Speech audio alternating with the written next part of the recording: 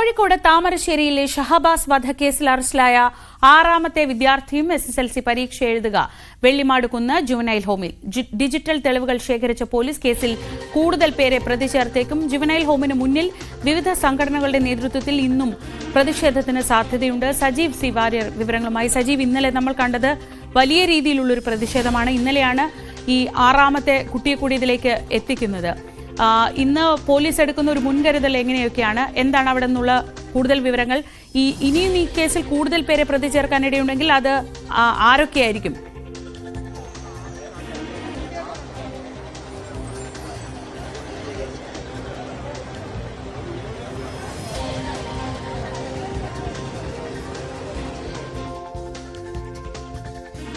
ഷഹബാസിനെ കൊലപ്പെടുത്തിയ കേസിൽ ഡിജിറ്റൽ തെളിവുകൾ കേന്ദ്രീകരിച്ചാണ് ഇപ്പോൾ അന്വേഷണം നടക്കുന്നത്. നേരത്തെ അറസ്റ്റിലായ 5 പേർക്ക് പുറമെ ഒരു വിദ്യാർത്ഥി കൂടി ഇന്നലെ അറസ്റ്റിലായിരുന്നു. ഈ വിദ്യാർത്ഥി ഇന്ന് പരീക്ഷ എഴുതുന്നത് വെള്ളിമാടുകുന്ന് ജുവനൈൽ ഹോമിലായിരിക്കും. ഇന്നലെ വലിയ പ്രതിഷേധത്തിനാണ് ഈ ജുവനൈൽ ഹോം സാക്ഷ്യം വഹിച്ചത്. വലിയ രീതിയിലുള്ള പ്രതിഷേധവുമായി സാധാരണക്കാരും രാഷ്ട്രീയ പ്രവർത്തകരുമൊക്കെ അവിടേക്ക് എത്തിയിരുന്നു. ഇന്നും സമാനമായ രീതിയിൽ പ്രതിഷേധമുണ്ടാകാൻ സാധ്യതയുണ്ട്. ഈ കുട്ടികൾ പരീക്ഷ എഴുതുന്ന സ്ഥലത്ത് പ്രതിഷേധമുണ്ടാകാൻ സാധ്യതയുണ്ടെന്നാണ് പൊതുവെ കരുതുന്നത്.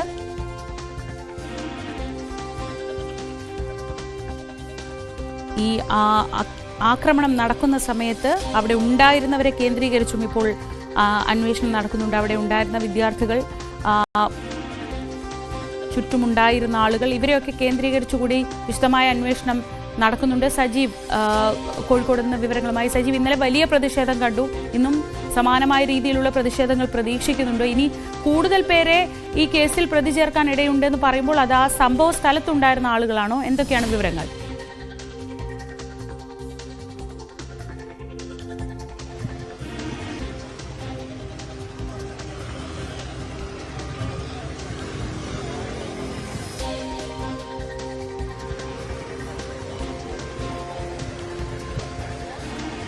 ശ്രീജ, ഇപ്പോൾ വെള്ളിമാട് കുന്നിൽ 6 കുട്ടികൾ, അതായത് ഷഹബാസിനെ കൊലപ്പെടുത്തിയെന്ന കേസിൽ പ്രതികളായ 6 കുട്ടികൾ കഴിയുന്ന വെള്ളിമാട് കുന്നിലെ ജുവനൈൽ ഹോമിലേക്ക് KSU അടക്കമുള്ള വിദ്യാർത്ഥി സംഘടനകളുടെ മാർച്ച് സംഘടിപ്പിക്കുന്നുണ്ട്. അതുപ്രകാരം അതിന് വെള്ളിമാട് ജുവനൈൽ ഹോമിന് മുമ്പിലാണ് ഞങ്ങളുള്ളത്.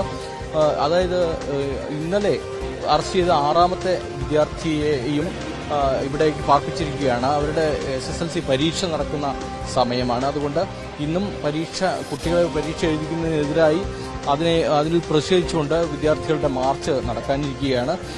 ABVP, MSF അടക്കമുള്ള സംഘടനകൾ മാർച്ചിന് ആഹ്വാനം ചെയ്തിട്ടുണ്ട്. കനത്ത സുരക്ഷയിലാണ് ഈ പ്രദേശം. കുട്ടികളെ പരീക്ഷ എഴുതിക്കുന്നതിനെതിരെയുള്ള പ്രതിഷേധം കഴിഞ്ഞ ദിവസം നടന്നിരുന്നു. ഇപ്പോൾ കൂടുതൽ വിവരങ്ങൾ ശേഖരിച്ചുകൊണ്ട് കൂടുതൽ പേർക്ക് പങ്കുണ്ടോ എന്ന കാര്യമാണ് പോലീസ് പരിശോധിക്കുന്നത്. അതുപ്രകാരം മെറ്റയടക്കമുള്ള സാമൂഹ്യ മാധ്യമങ്ങളുടെ കൈകാര്യം ചെയ്യുന്ന കമ്പനികളിൽ നിന്ന് വിവരങ്ങൾ തേടിയിട്ടുണ്ട്. എന്നാൽ ഫോണിൽ നിന്ന് ലഭ്യമാകുന്ന എല്ലാ വിവരങ്ങളും പോലീസ് ശേഖരിച്ചു വരികയാണ്. അത് സംബന്ധിച്ച ശാസ്ത്രീയമായ തെളിവുകളുടെ അടിസ്ഥാനത്തിൽ കൂടുതൽ പേർ ഉണ്ടോ, ഈ കേസിൽ അവർക്ക് പങ്കുണ്ടോ എന്നുള്ള കാര്യം പരിശോധിക്കുന്നുണ്ട്. ഒപ്പം തന്നെ മറ്റ് മുതിർന്ന ആളുകളുടെ പങ്ക് എത്രത്തോളം എന്ന കാര്യവും പരിശോധിക്കുന്നുണ്ട്. കൂടുതൽ തെളിവുകൾ ലഭ്യമാകുന്ന സാഹചര്യത്തിൽ കൂടുതൽ പേരെ പ്രതി ചേർക്കുന്നത് അടക്കമുള്ള നടപടികളിലേക്ക് പോലീസ് തിരിഞ്ഞേക്കും. അങ്ങനെയെങ്കിൽ കൂടുതൽ പ്രതികളെ ഉൾപ്പെടുത്തിയായിരിക്കും ഈ ചാർജ് ഷീറ്റ് നൽകുന്നതടക്കമുള്ള കാര്യങ്ങളിലേക്ക് പോലീസ് നീങ്ങുക എന്നാണ് ഇപ്പോഴുള്ള വിവരം. സജീവ് സി വാര്യരാണ് വിവരങ്ങൾ നൽകിയത്. കോഴിക്കോട് കേസിൽ ഇപ്പോൾ 6 പേരാണ് അറസ്റ്റിലുള്ളത്. അവർ ഇന്നും പരീക്ഷ എഴുതുന്നത് വെള്ളിമാടുകുന്ന് ജുവനൈൽ ഹോമിലായിരിക്കും. തിരുവനന്തപുരം നെയ്യാറ്റിൻകര രാമപുരത്ത് യുവാവിന് കുത്തേറ്റു. അരങ്കമുകൾ സ്വദേശി രാഹുലിനാണ് കുത്തേറ്റത്. ഇയാളെ ആക്രമിച്ച പുന്നക്കാട് ബിനുവിനും പരിക്കുണ്ട്. ഇരുവരും ചികിത്സയിലാണ്. അരുൺ മോഹൻ വിവരങ്ങളുമായി. അരുൺ, എന്തായിരുന്നു ഇങ്ങനെ ഒരു ആക്രമണത്തിനുള്ള പ്രകോപനം? ശ്രീജ, ഇന്നലെ രാത്രിയായിരുന്നു സംഭവം. ഇവിടെയുള്ള ഒരു ക്ഷേത്രത്തിലെ ഉത്സവത്തിന്റെ ആയി ബന്ധപ്പെട്ടുള്ള ഘോഷയാത്രയ്ക്കിടെയായിരുന്നു ഈ ഒരു സംഭവം അരങ്ങേറിയത്. നമുക്ക് മനസ്സിലാക്കാൻ കഴിയുന്ന ഘോഷയാത്രയ്ക്കിടയിൽ ഇരു വിഭാഗങ്ങൾ തമ്മിൽ വാക്കേറ്റവും നേരിയ കയ്യാങ്കളിയും ഉണ്ടായി. അതേസമയം ഘോഷയാത്ര സമാപിച്ചതിന് ശേഷമാണ് ഇതൊരു കത്തിക്കുത്തിലേക്ക് കലാശിച്ചതെന്നാണ് നമുക്ക് മനസ്സിലാക്കാൻ കഴിഞ്ഞത്. അരങ്ങമൂൾ സ്വദേശിയായ രാഹുലിനാണ് കുത്തേറ്റത്. ഇയാളിപ്പോൾ തിരുവനന്തപുരം മെഡിക്കൽ കോളേജ് ആശുപത്രിയിൽ ചികിത്സയിലാണ്. ഒപ്പം ഇദ്ദേഹത്തെ ആക്രമിച്ച ബിനു എന്ന് പറയുന്ന അയാളിപ്പോൾ നെയ്യാറ്റിൻകര ഒരു സ്വകാര്യ ആശുപത്രിയിൽ പ്രവേശിപ്പിച്ചിട്ടുണ്ട്. എന്തായാലും നെയ്യാറ്റിൻകര പോലീസ് സ്ഥലത്തെത്തി ഇപ്പോൾ കണ്ടാലറിയാവുന്ന ഉൾപ്പെടെയുള്ളവർക്ക് എതിരെ കേസെടുത്തിട്ടുണ്ടെന്നാണ് നമുക്കറിയാൻ കഴിയുന്നത്. ശ്രീജ, ശരി. അരുൺ മോഹനാണ് വിവരങ്ങൾ നൽകിയത്.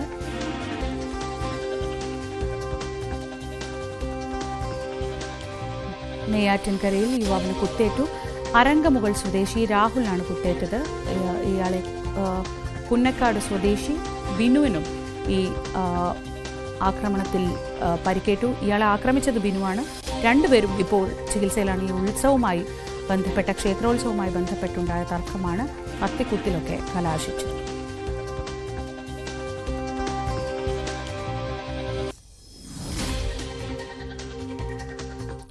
കൊട്ടാരക്കര താലൂക്ക് ആശുപത്രിയിൽ മദ്യലഹരിയിൽ ജോലി ചെയ്ത ഗ്രേഡ് SI പിടിയിൽ. സുരക്ഷാ ചുമതലയുണ്ടായിരുന്ന ഗ്രേഡ് SI പ്രകാശാണ് കസ്റ്റഡിയിലായത്. ആശുപത്രി അധികൃതരുടെ പരാതിയെ തുടർന്നാണ് നടപടി. വിനീഷ് വിവരങ്ങളുമായി. വിനീഷ്, സാധാരണഗതിയിൽ ഈ ആശുപത്രിയിൽ നിന്നല്ല എവിടെയായാലും സുരക്ഷ ഉറപ്പുവരുത്തേണ്ട, ക്രമസമാധാനം ഉറപ്പുവരുത്തേണ്ട ആളുകളാണ് പോലീസ്. ഈ മദ്യലഹരിയിൽ ഗ്രേഡ് SI ജോലി ചെയ്യുക എന്നൊക്കെ പറഞ്ഞാൽ അല്പം കടന്നുപോയി. എങ്ങനെയാണ് ആശുപത്രി അധികൃതർ ഇങ്ങനെ ഒരു പരാതി നൽകുന്ന സാഹചര്യമൊക്കെ ഉണ്ടായത്? കഴിഞ്ഞ ദിവസം രാത്രി 10 മണിയോടുകൂടിയാണ് ഇത്തരത്തിലൊരു സംഭവം ഉണ്ടായത്. കൊട്ടാരക്കര താലൂക്ക് ആശുപത്രിയിലായിരുന്നു ഇത്തരത്തിലുള്ളൊരു സംഭവം. നമുക്കറിയാം, ഡോക്ടർ വന്ദനദാസിന്റെ കൊലപാതകത്തിലൂടെ വൻ സുരക്ഷാ വീഴ്ചയുണ്ടായ കൊട്ടാരക്കര താലൂക്ക് ആശുപത്രിയിലാണ് 8 പോസ്റ്റിൽ ഡ്യൂട്ടിയിലുണ്ടായിരുന്ന ഗ്രേഡ് SI മദ്യപിച്ച് ലക്ക് കിട്ടുന്ന നിലയിൽ കണ്ടത്. അതിനെ പോലീസ് അയാളെ പിടികൂടുകയും ചെയ്തിട്ടുണ്ട്. കൊട്ടാരക്കര താലൂക്ക് ആശുപത്രിയിൽ സുരക്ഷാ ചുമതലയുണ്ടായിരുന്ന ഗ്രേഡ് SI ആണ് മദ്യലഹരിയിൽ പെരുമാറിയത്. ഇയാളെ പോലീസ് കസ്റ്റഡിയിലെടുത്തിട്ടുണ്ട്. അതുപോലെ തന്നെ വൈദ്യപരിശോധനയിൽ ഇയാൾ മദ്യപിച്ചിരുന്നതായും കണ്ടെത്തുകയും ചെയ്തു. സംഭവം ഇങ്ങനെയാണ്. അതായത് അവിടെ ഈ സുരക്ഷയുമായി ബന്ധപ്പെട്ട് ഡ്യൂട്ടി രാവിലെ ഇദ്ദേഹത്തിന് ഡ്യൂട്ടി ഉണ്ടായിരുന്നു. അപ്പോൾ വൈകുന്നേരം ഇദ്ദേഹത്തോടൊപ്പം വനിതാ SIയും ഡ്യൂട്ടിയിൽ പ്രവേശിക്കുകയും ചെയ്തിരുന്നു. അപ്പോൾ നമുക്കറിയാം, ഏറ്റവും കൂടുതൽ ഈ മെഡിക്കൽ പരിശോധനയുമായി ബന്ധപ്പെട്ട് പോലീസ് പ്രതികളെ കൊണ്ടുവരുന്നത് താലൂക്ക് ആശുപത്രിയിലാണ്, ഈ പരിസരങ്ങളിൽ നിന്ന്. അപ്പോൾ അതുമായി ബന്ധപ്പെട്ട് ഇയാൾ മൊഴിയെടുക്കേണ്ട ഒരാവശ്യവുമായിട്ട് ഒരു രോഗിയുടെ അടുത്തേക്ക് എത്തിയപ്പോഴാണ് മദ്യലഹരിയിൽ ഇയാൾ കാല് നിലത്ത് ഉറയ്ക്കാത്ത രീതിയിൽ പിഴിഞ്ഞു വീഴുന്നൊരു സാഹചര്യം ഉണ്ടായി. അങ്ങനെയാണ് ആശുപത്രി അധികൃതർ ഇടപെടുകയും കൊട്ടാരക്കര പോലീസ് വിവരം അറിയിക്കുകയും ചെയ്തത്. പോലീസ് എത്തി ഇയാളുടെ വൈദ്യപരിശോധന നടത്തിയപ്പോൾ മദ്യപിച്ചു എന്ന് കണ്ടെത്തുകയും ചെയ്തു. അങ്ങനെ അയാൾ പോലീസ് കസ്റ്റഡി എടുത്ത സാഹചര്യമാണ് ഉണ്ടായത്. വിനീഷാണ് വിവരങ്ങൾ നൽകിയത്. മദ്യലഹരിയിൽ ആശുപത്രിയിൽ ജോലി ചെയ്ത സുരക്ഷാ ചുമതലയുണ്ടായിരുന്ന SI ആണ് പിടിയിലായത്. ആശുപത്രി അധികൃതർ തന്നെയാണ് ഇയാൾക്കെതിരെ പരാതി നൽകിയത്. ആ പരാതിയുടെ അടിസ്ഥാനത്തിലാണ് ഗ്രേഡ് SI പിടിയിലായത്.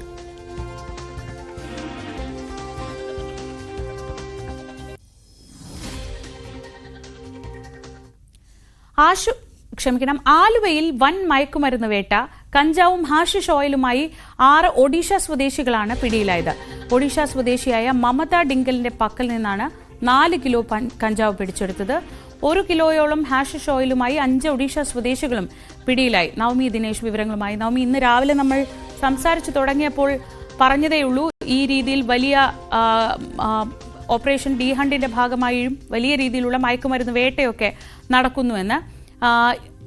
ഇവർ എപ്പോഴാണ് പിടിയിലായത്? എവിടേക്ക് കടത്താൻ ശ്രമിക്കുകയായിരുന്നു?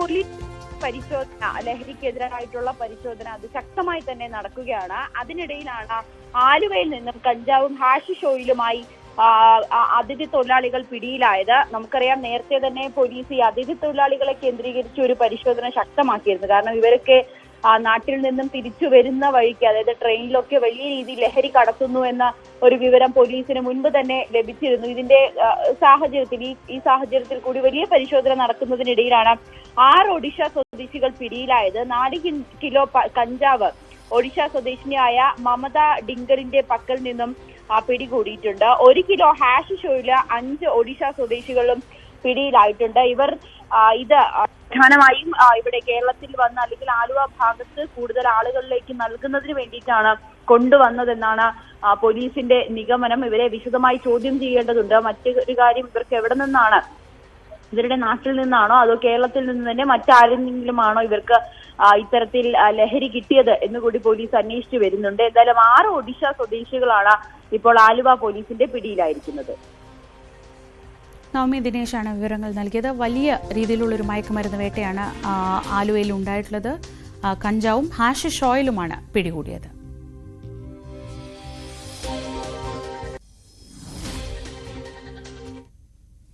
വെഞ്ഞാറമൂട് കൂട്ടക്കൊലക്കേസ് പ്രതി അഫാനെ വിശദമായി ചോദ്യം ചെയ്യാൻ പോലീസ് ഒരുങ്ങുന്നു.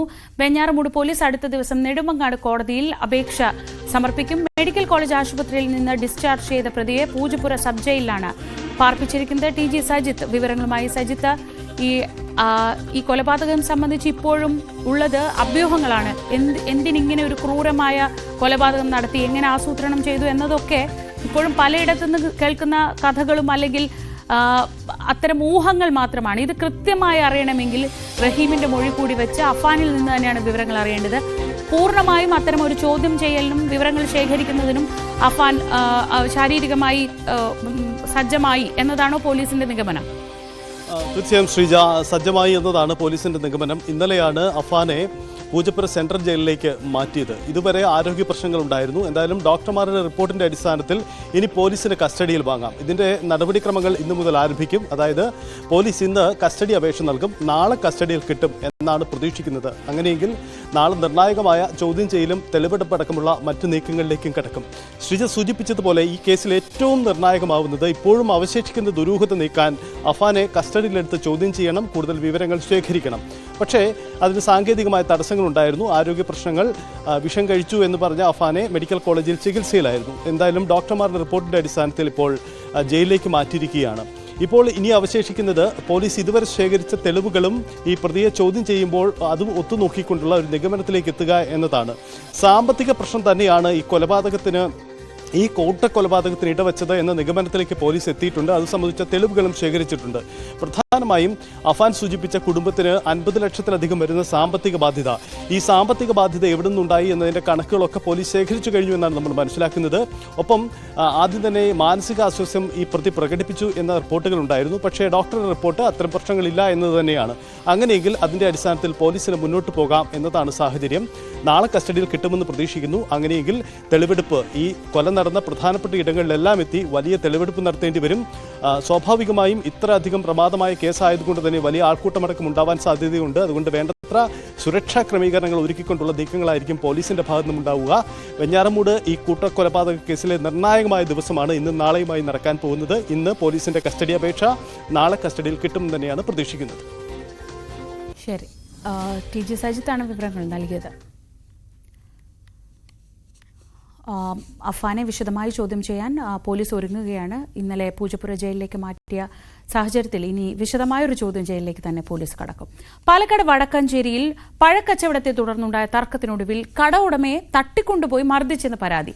സംഭവം അറിഞ്ഞ പോലീസ് പിന്നാലെ എത്തി വാഹനം തടഞ്ഞെങ്കിലും പ്രതികൾ നിർത്താതെ പോയി.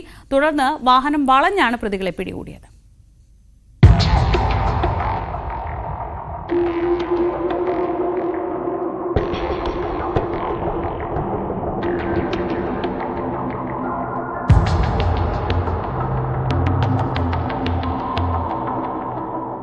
വടക്കാഞ്ചേരി കണക്കൻതുരുത്തി സ്വദേശിയായ 49-കാരൻ നാസറാണ് തിങ്കളാഴ്ച രാത്രിയിൽ ആക്രമിക്കപ്പെട്ടത്. വടക്കഞ്ചേരി സ്വദേശി ഫൈസൽ, കിഴക്കഞ്ചേരി സ്വദേശി ബിജു എന്നിവരാണ് നാസറിനെ തട്ടിക്കൊണ്ടുപോയി മർദ്ദിച്ചത്. ഇവർക്ക് പുറമെ മറ്റ് 2 പ്രതികൾ ഒളിവിലാണ്. പഴക്കച്ചവടവുമായി ബന്ധപ്പെട്ട തർക്കമാണ് തട്ടിക്കൊണ്ടുപോകലിൽ കലാശിച്ചത്.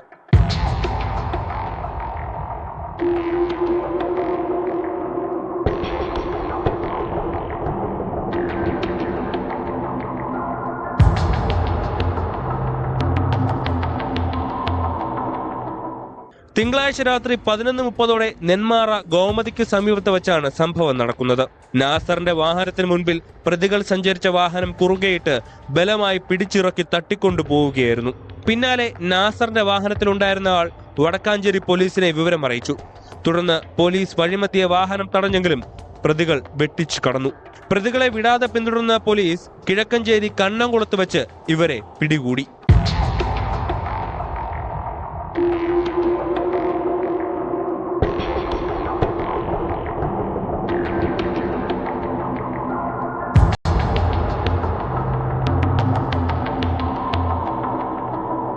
നാസറിനെ പഴക്കച്ചവടത്തിലേക്ക് കൊണ്ടുവരുന്നത് ഫൈസലാണ്. പിന്നീട് നാസർ ഫൈസലിന്റെ ബിസിനസ് പാർട്ട്നേഴ്സുമായി ബന്ധങ്ങൾ സ്ഥാപിച്ചു. ഇതാണ് ഫൈസലിനെ ചൊടിപ്പിച്ചത്. തുടർന്ന് നാസറിനെ ഫൈസൽ ഭീഷണിപ്പെടുത്തുകയും അതിനെതിരെ നാസർ പോലീസിൽ പരാതിപ്പെടുകയും ചെയ്തു. ഈ സംഭവങ്ങളാണ് തട്ടിക്കൊണ്ടുപോകലിൽ കലാശിച്ചത്. പ്രതികൾക്കെതിരെ ആലത്തൂർ പോലീസ് കേസെടുത്തു. മർദ്ദനമേറ്റ നാസർ നെന്മാറയിലെ സ്വകാര്യ ആശുപത്രിയിൽ ചികിത്സ തേടി.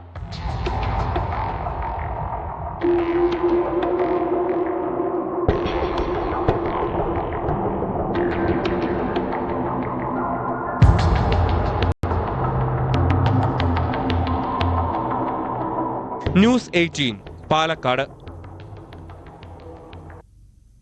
ഇതോടെ രാവിലെയുടെ ഇന്നത്തെ സമയം പൂർണ്ണമാവുകയാണ്.